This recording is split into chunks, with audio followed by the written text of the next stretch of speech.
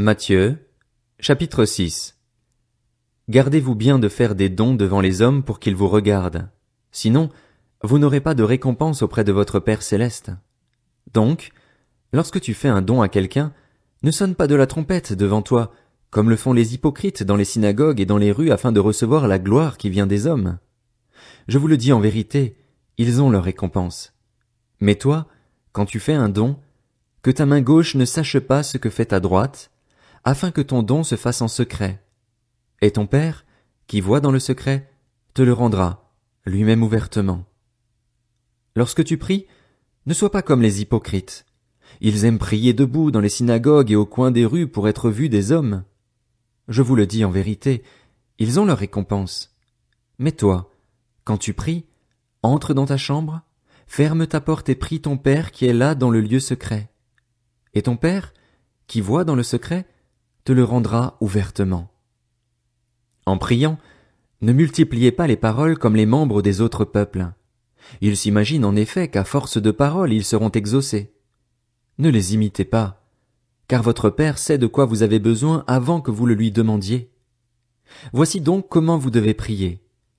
Notre Père céleste, que la sainteté de ton nom soit respectée, que ton règne vienne, que ta volonté soit faite sur la terre comme au ciel. Donne-nous aujourd'hui notre pain quotidien. Pardonne-nous nos offenses, comme nous aussi nous pardonnons à ceux qui nous ont offensés. Ne nous expose pas à la tentation, mais délivre-nous du mal. Car c'est à toi qu'appartiennent, dans tous les siècles, le règne, la puissance et la gloire. Amen. Si vous pardonnez aux hommes leurs fautes, votre Père céleste vous pardonnera aussi. Mais si vous ne pardonnez pas aux hommes, votre Père ne vous pardonnera pas non plus vos fautes. Lorsque vous jeûnez, ne prenez pas un air triste comme les hypocrites. En effet, ils présentent un visage tout défait pour montrer aux hommes qu'ils jeûnent. Je vous le dis en vérité, ils ont leur récompense. Mais toi, quand tu jeûnes, parfume ta tête et lave ton visage afin de ne pas montrer que tu jeûnes aux hommes, mais à ton Père qui est là dans le lieu secret. Et ton Père, qui voit dans le secret, te le rendra.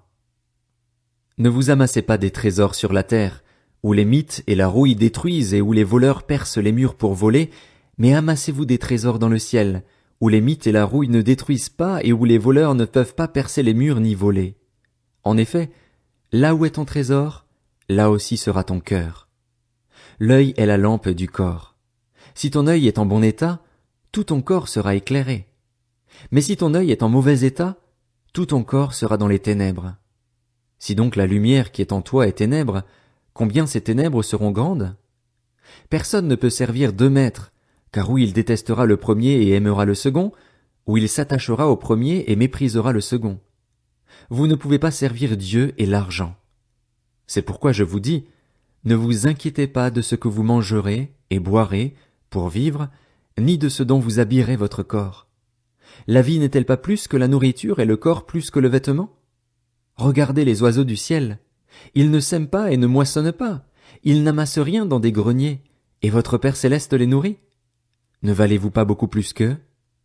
Qui de vous, par ses inquiétudes, peut ajouter un instant à la durée de sa vie? Et pourquoi vous inquiéter au sujet du vêtement? Étudiez comment poussent les plus belles fleurs des champs. Elles ne travaillent pas et ne tissent pas. Cependant, je vous dis que Salomon lui-même, dans toute sa gloire, n'a pas eu d'aussi belle tenue que l'une d'elles. Si Dieu habille ainsi l'herbe des champs, qui existe aujourd'hui et qui demain sera jetée au feu, ne le fera-t-il pas bien plus volontiers pour vous, gens de peu de foi? Ne vous inquiétez donc pas et ne dites pas « Que mangerons-nous? Que boirons-nous? Avec quoi nous habillerons-nous » En effet, tout cela, ce sont les membres des autres peuples qui le recherchent. Or, votre Père céleste sait que vous en avez besoin. Recherchez d'abord le royaume et la justice de Dieu, et tout cela vous sera donné en plus. Ne vous inquiétez donc pas du lendemain, car le lendemain prendra soin de lui-même. À chaque jour suffit sa peine.